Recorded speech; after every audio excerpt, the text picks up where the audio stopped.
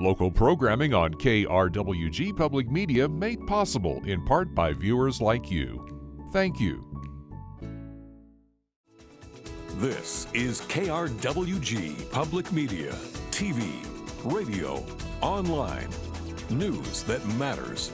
Now, across the Mesilla Valley and the borderland, the stories that shape our community.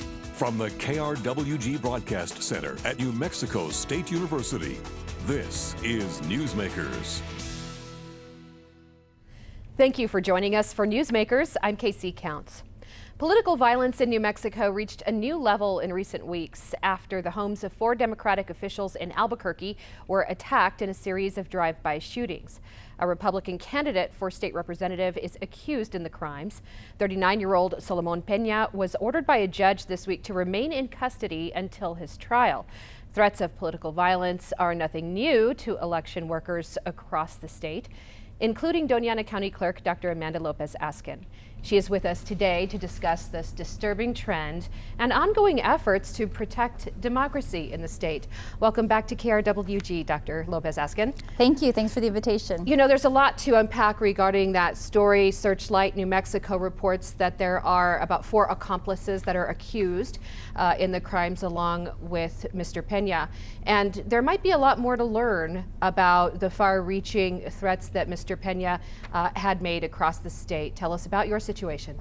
Sure. So, frankly, in elections, unfortunately, we've gotten used to almost the rhetoric and the threats, the disparaging remarks. They just happen. We have to move forward. We have to do our job. But I will tell you, when I do report something, it has to reach a certain level. So I did receive a screenshot of a conversation that was on a social media platform that I'm not on, and I'm not going to mention it, but there was a post about Doña County, and it was a disparaging story, something about our elections, and frankly it was misinformation, malinformation, per usual from this particular poster. And the poster, has no hesitation in putting things that are not true there. But part of the problem with that is that then you work people up. They believe it, they take it to be truth. And I did report Mr. Peña because he did make a comment on it, and basically the gist of it was hang her till she's dead. And so when it gets that specific and it reaches that level of violence, unfortunately that is the level in which we say, that's probably a little much. So I did at that point take those screenshots and sent them to the FBI. And that was probably about summer, maybe late summer of last year. I subsequently did some research and found out he was a candidate, and obviously his behavior is, nobody should be partaking in those kind of things, but particularly a candidate who is running for office. And I thought it was important that I let the authorities know that this is the kind of person that was making these comments, and subsequently what has happened, right? Not only is he accused of these horrible things, but apparently violence is something that some folks are willing to follow through on. Well, obviously several months went by between the time that you submitted your complaint and these shootings took place in the Albuquerque area. What were your thoughts when you heard about those incidents? I was, I have a 6-year-old child, and when I read some of the stories, particularly about Senator Linda Lopez, who I consider a colleague and a friend, her daughter, who's about 10 years old, feeling kind of sand in her bed, I think is what it said, and it turned out to be some pieces of the wall that, from her bedroom where the shots were fired.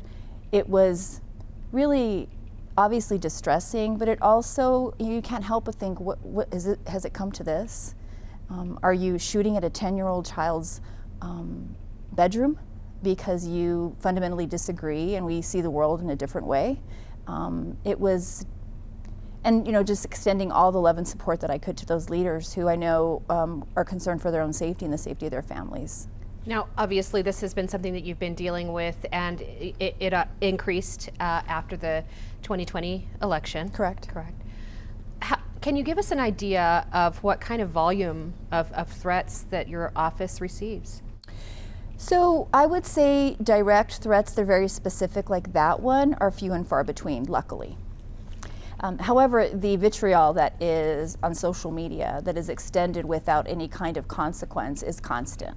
Whether they're bald-faced lies, things that have never happened, things that are conspiracies, things that are personal, whether it's about me or my appearance or, my intelligence or any of those things. Those I've kind of gotten used to. But it seems to ebb and flow, and kind of depending on the national stage, it seems to be a ripple effect. So if there's something heightened on the national stage, from my perspective, it always seems like there is then a follow-up of stories, posts, and then some of that nastiness. And I think it's important to note that Democratic elections officials are not the only ones that are subject to these kinds of threats. Certainly plenty of Republican elections workers have been as well. How pervasive is this problem across New Mexico? Across New Mexico, I work with 32 other county clerks, and there are clerks that have been there for 30 to 40 years. And I say their deputies often run and they kind of switch out. And those are generally the smaller communities. They have never seen anything like this. They really, in those smaller counties, I think are befuddled by the level of animosity. And we're all different parties, different perspectives, different demographics. Some are rural, some are urban, Democrats, Republicans. Some have been here for 2 years, some have been here for 30 plus. But each of us, I think, have taken it very, very seriously and kind of really looked to each other for support. But it is not something that we should get used to. It is unacceptable, and we should speak out about it every time we have an opportunity. What do you think are some steps that should be taken to ensure the safety of elections workers moving forward? Well, last year during the legislative session, there was a Senate bill that was being encouraged to be passed. It ultimately did not. It kind of ran out of time with happening with some of our election bills in general. But there were enhanced protections for election officials that really were more about the consequences for individuals that were threatening election officials.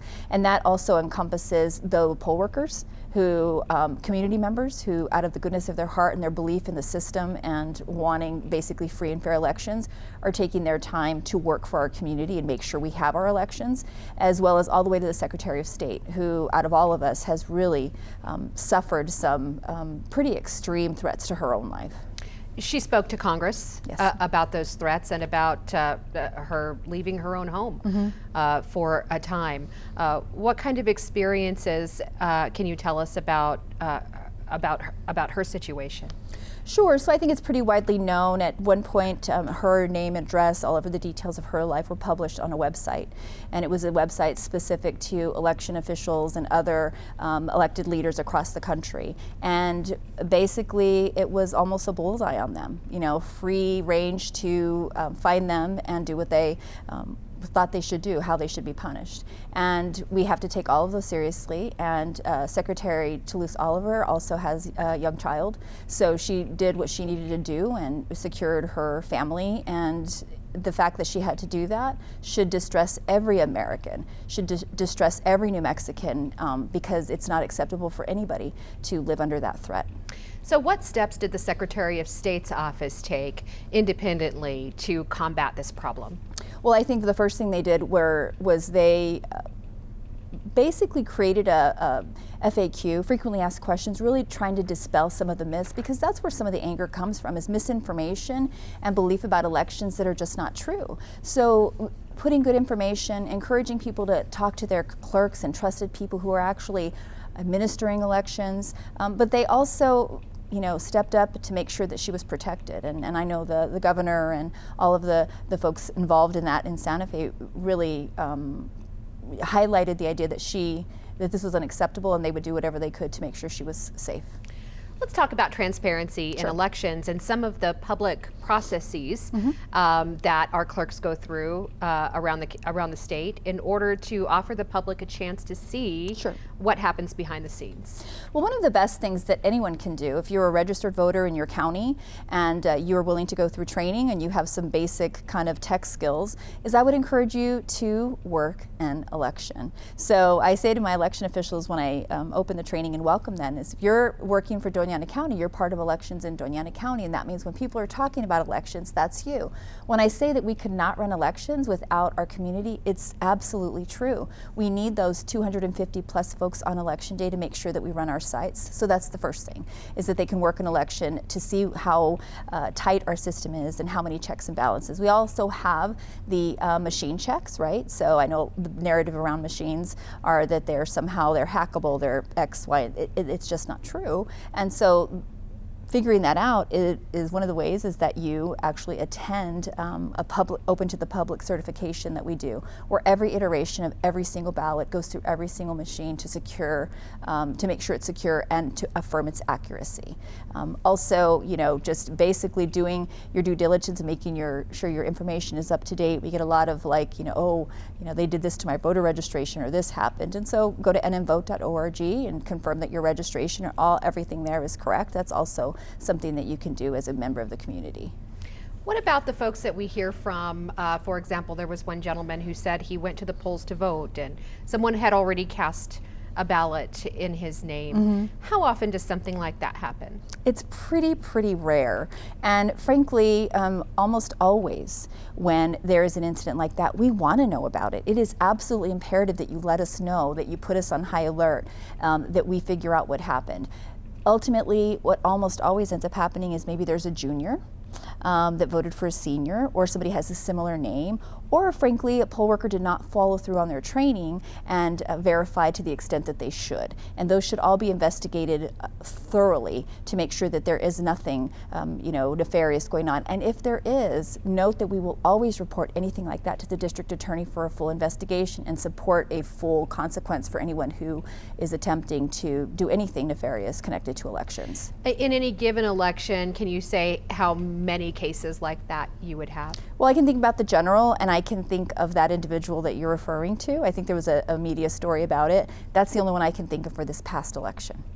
Okay. Yeah. All right. Let's move on now to protecting democracy, and how important trust is in our democracy. Mm-hmm. To what level do you think people have to trust in the system for us to have a healthy democracy? I would think, I've heard statistics that there's 50% that are, discouraged and don't have faith, and that is so deeply unfortunate. And what that tells me is this narrative is catching on for some folks, right? So they do have to have a level of trust. They do have to believe it. But part of it is that get to know your elected officials. I was born and raised in this community. I am a 3-time Aggie. I choose to raise my daughter here. I am deeply embedded here. And I will do everything I can do, every single opportunity, to make sure that we have free and fair elections and we have elections that our community deserves. And I believe every clerk across the state has the same dedication to that. So that's like the first thing, is kind of figure out who we are. And then at that point, learn about the system, learn about the checks and balances we have, learn about our rankings nationally connected to election security, and ask questions. Those are always great. What responsibility would you say that political candidates, office holders, and party leaders have in trying to build trust, and how should they go about it? Well, I think always being honest and transparent. There are things that happen that we're not thrilled about, and we always need to get in front of those things and say exactly what happened, be transparent about it, because once you start minimizing things or not wanting attention for things that could be a mistake, a simple mistake, then I think that's not helpful for anyone. So at any given, there's been times when I've had press releases where there's been a mistake that our office has made, and I've tried to do my best to get ahead of it and say, this is what happened, this is how it happened, this is the remedy, and these are the consequences. Please call me. So that constant communication loop, I think, is really vital for our community to have that belief, and good customer service all around, whether that's at our office or at our polling locations. Have you ever been subjected to calls by a political candidate to, efforts to find votes? As we've heard it said, say in Georgia. Has that ever taken place in your office? No, it hasn't, and part of the reason is I set my boundaries pretty clearly initially. I don't have a lot of, especially around the election time, the week of, the week after, I don't have a lot of contact with candidates because we're focused on, finishing our job, canvassing our election, and that kind of things. So I am privy to the information as the public is. I don't have any advance information, and I don't want any advance information. I'm loading that page just like you are because I want to find out when the public finds out, because how the voters decide is what the voters decide. And so I think I've made that pretty clear to candidates. I like to think I have, and they've been absolutely appropriate. I've not had a candidate that I can think of right now that has crossed those boundaries or expected me to do anything other than what our job is to do. I read a statistic recently that 1 in 3 election workers know someone who has quit, who has left that work because of the current climate of threats. Do you know anyone, and is that a problem for your office or any others around the state that you're aware of? So as far as election officials, we always want to be clear that election officials also include poll workers. And, COVID happened, still continues to happen, and we lost quite a bit to the fear of being at some of these election sites. So that was kind of a natural thing, but added the, the concerns about their security, that did not help. So I do know some workers that say it's just too stressful. They don't want to return. But I know the clerks across the state, again, those who have done it for a long time, are weary.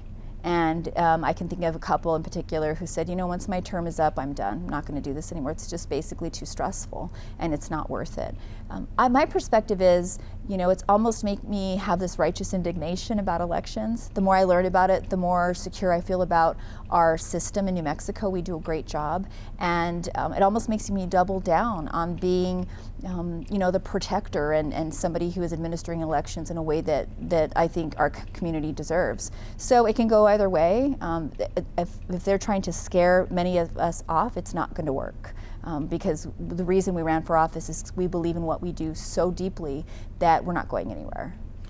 Do we have an adequate system in place in New Mexico? You have touted it already, so let me ask this a different way.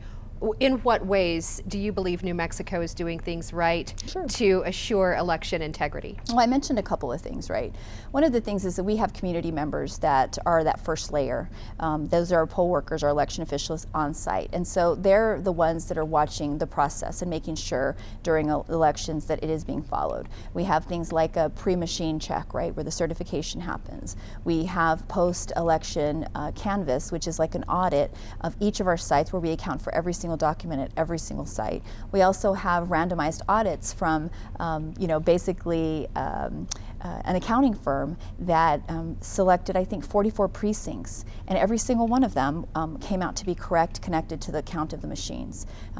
So there's a lot of checks and balances, and I would encourage any New Mexican to head to nmvote.org. There's a great section, and it is called, I think it's Facts or Fiction, something along those lines. And I will also go through a lot of those steps. And there's a specific tab said how we secure your vote. I was there just the other day. Rumor versus reality. Yes, that's it. Okay, that works too. Yeah. Give me your thoughts on the Voting Rights Act. Sure. That's been around now for a little while, and what tenets of it do you think are important? Do you think it's necessary to grow democracy in New Mexico? So you are talking about Senate Bill 8 that was touted last year as an omnibus bill that included a lot of provisions, including the very controversial 16-year-old votings in local elections, to the felon restoration voting rights, as well as Native American, expansion of some of those rights.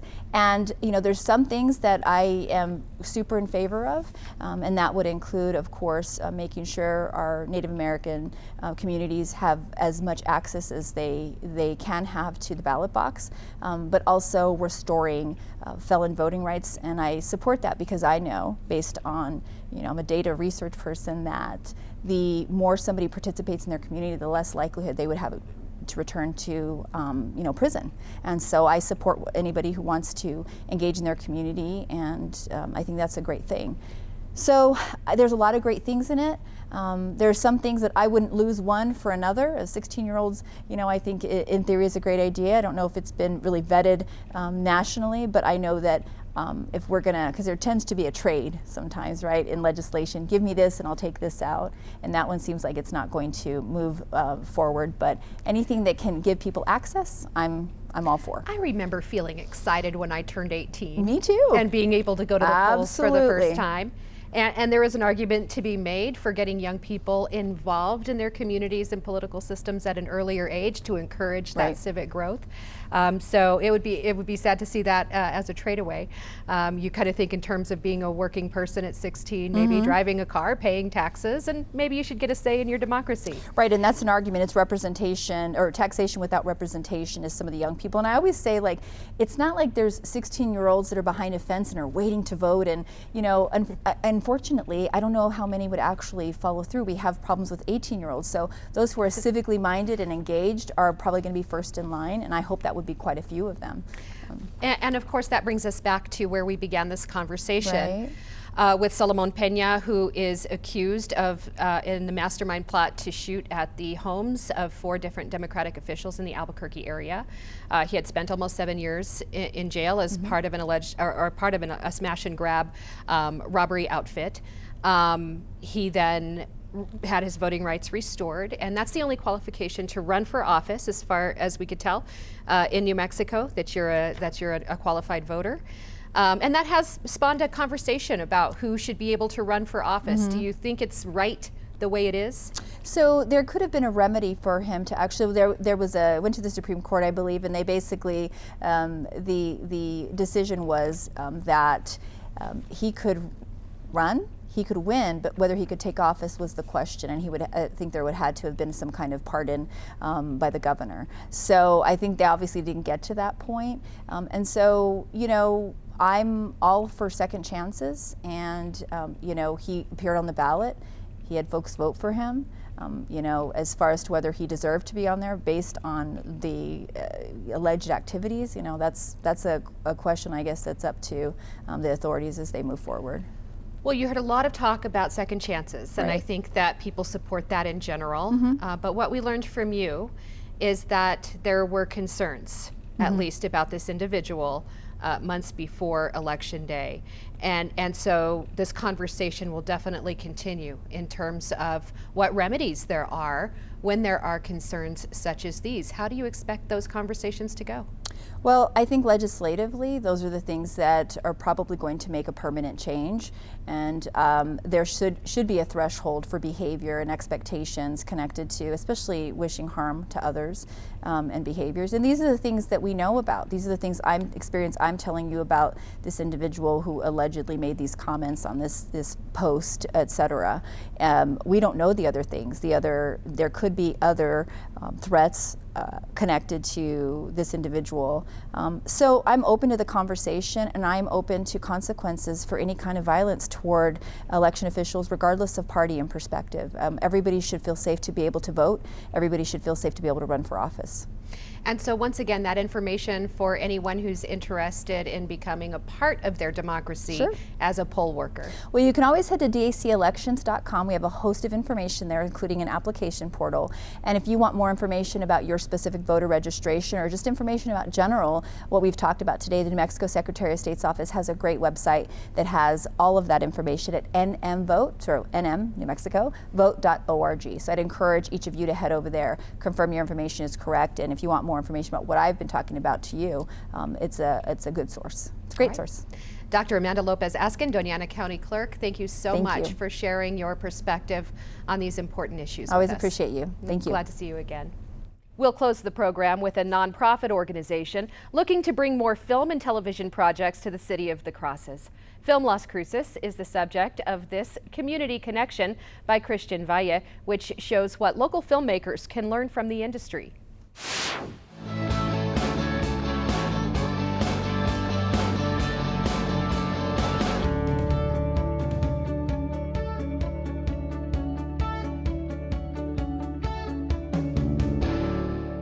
Film Las Cruces is a nonprofit organization that has an MOU with the City of Las Cruces, which instructs them to have a film office, hire a film liaison, promote Las Cruces to the film and television industry, as well as focus on infrastructure development, workforce development, and a few other key points that we try to hit as an organization. Having a production facility within Las Cruces is very important for the growth of the film and television industry in our area. The set that we're in right now was built by students, local filmmakers in the community. We have a big focus on academic training and workshop development here at the studio. So anybody from the community is allowed to come in and get involved and learn how to build sets inside of a studio.